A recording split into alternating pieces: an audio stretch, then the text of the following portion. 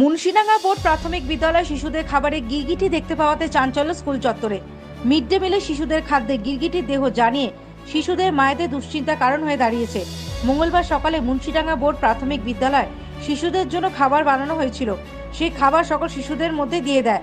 শিশুদের পরিবারের দাবি, এই খাবার বাড়িতে নিয়ে গিয়ে ঢালার পর মৃত গিরগিটির দেহ দেখতে পান। তার আগে ওই খাবার কিছুটা খেয়ে নেয় তাদের বাড়ির শিশু, যা চিন্তিত হয়ে পড়েন বাড়ির সদস্যরা। স্কুলে ওই খাবার নিয়ে আসেন, যথারীতি স্কুল কর্তৃপক্ষকে দেখানো হয়। আরও স্কুলের অভিভাবকরাও আসেন। তাদের একটাই অভিযোগ, শিশুদের খাবার যত্ন সহকারে কেন বানানো হবে না।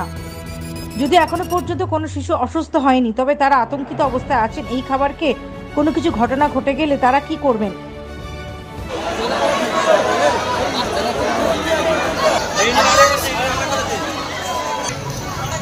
ঘটনাস্থলে বাঁকড়া ফাঁড়ির পুলিশ আসেন, বিষয়টি খতিয়ে দেখছেন।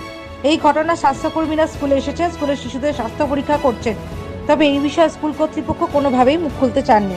তারপরে আসবেন হসপিটাল, 24 ঘন্টা খোলা, ট্রিটমেন্ট করা হবে, কিন্তু আগে থেকে ওরকম ভাবে বলা যায় না। ফুড পয়জনিং হয়েছে আর টিকিটে পড়েছে বলে ভয় পাওয়ার কিছু কারণ নেই, ঠিক আছে? আমাদের ঘরে অনেক সময় হয়তো ভুলবশত হঠাৎ করে পড়ে যেতে পারে, সেটা নিয়ে ভয় পাওয়ার কিছু নেই। খাবার যখন ফুটেছে ওর বিষ কেটে যায়, ঠিক আছে?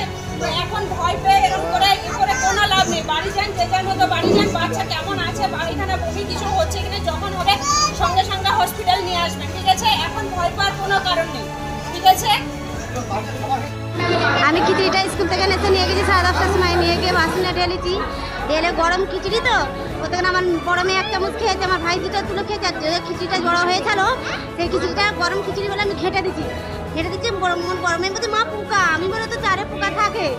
বলছে, না গো, অন্য পোকা দেখবা। তো গিয়ে দেখি ওই গিরগিটির বাচ্চা। হ্যাঁ, বাচ্চা খেয়ে এনেছিল তো, প্রথম থেকে তুলে খেয়ে এনেছে, তলাতে ছালোটা। Bureau report, United India news.